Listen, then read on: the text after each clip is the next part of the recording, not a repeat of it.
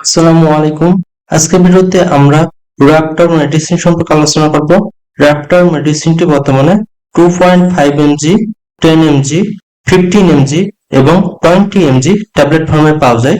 আজকের ভিডিওতে Raptor medicine কি কি সমস্যার ক্ষেত্রে খাওয়া হয়, এর খাওয়ার সঠিক নিয়ম এবং পার্শ্ব প্রতিক্রিয়া খুবই সংক্ষিপ্ত এবং সহজ ভাষায় তুলে ধরার চেষ্টা করব।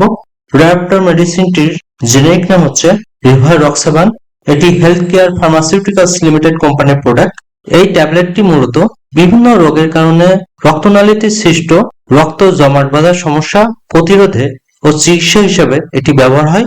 আর্টেরিয়াল ফাইব্রিলেশন সমস্যার ক্ষেত্রে এটি ব্যবহার হয়।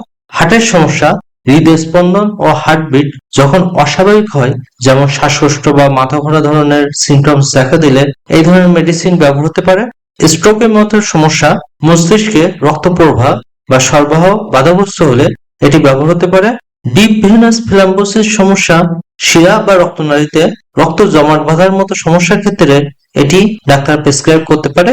গর্ভাবস্থা ও স্তন্যদানকালে ট্যাবলেটটি ডাক্তারের পরামর্শ সাপেক্ষে নির্ধারণ হবে। প্রাথমিকভাবে এই ট্যাবলেটটি খাওয়ার নিয়ম বিভিন্ন রকম হতে পারে, তবুও প্রাপ্তবয়স্কদের ক্ষেত্রে 2.5 mg, 10 mg বা 15 mg দিনে 1টি থেকে 2টি করে খাওয়া যায়। তবে 20 mg ট্যাবলেটটি খেলে দিনে 1টি করে খেতে হয়। বাচ্চাদের জন্য এটি উপযুক্ত নয়। ট্যাবলেটটি খাওয়ার সাথে বা ভরা পেটে খেলে ভালো হয়।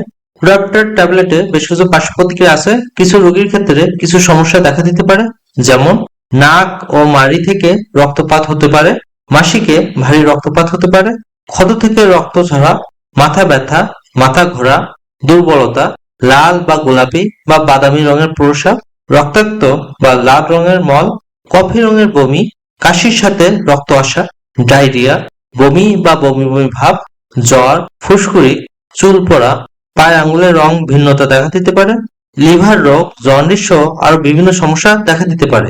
সবাই সুস্থ থাকুন। আল্লাহ হাফেজ।